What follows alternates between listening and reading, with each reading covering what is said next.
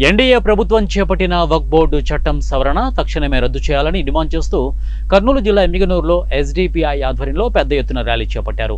ముందుగా గాంధీ సర్కిల్ మీదుగా సోమప్ప సర్కిల్ వరకు పెద్ద ఎత్తున ర్యాలీ చేపట్టి ఎన్డీఏ ప్రభుత్వంకు వ్యతిరేకంగా నినాదాలు చేశారు. అనంతరం వారు మాట్లాడుతూ వక్ఫ్ బోర్డు సవరణ బిల్లుతో ముస్లింలకు తీవ్ర నష్టం జరుగుతోందని ఆవేదన వ్యక్తం చేశారు. 1995 వక్ఫ్ యాక్ట్లో 44 సవరణలను కేంద్రం ప్రతిపాదించిందని, సవరణలు దుర్మార్గమైనవని వారు తెలిపారు.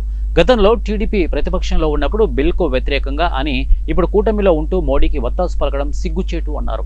ఇప్పటికైనా కేంద్రం తీసుకున్న నిర్ణయం రద్దు చేయాలని, లేని పక్షంలో ప్రజలు మద్దతు కూడబెట్టుకుని రానున్న రోజుల్లో ఎన్డీఏకు గుణపటం చెబుదామని వారు హెచ్చరించారు. ముఖ్యంగా ఏదైతే ఈ వక్ఫ్ ఆస్తులైతే ఉన్నాయో దానికి విరుద్ధంగా పార్లమెంట్ లో ఈ రోజు టీడీపీ ప్రభుత్వము ముస్లింలకు మాట ఇచ్చి మేము దీనికి కాపాడతామంటని చెప్పి మాట ఇచ్చి రాత్రికి రాత్రి రంగులు మారుస్తూ టీడీపీ ప్రభుత్వం మరి కేంద్రానికి మద్దతు ఇచ్చింది.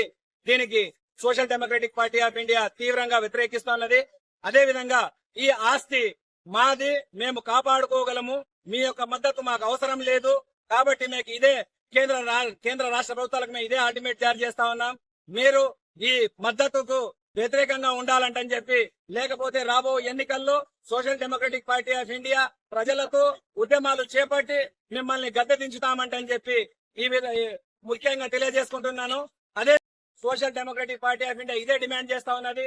మీరు టీడీపీ నాయకులు ఎవరైతే ఉన్నారో, నితీష్ కుమార్ గవర్నమెంట్ ఏదైతే ఉందో, వీళ్ళందరూ కూడా ముస్లింలకు మాట ఇచ్చి మాట తప్పకూడదు.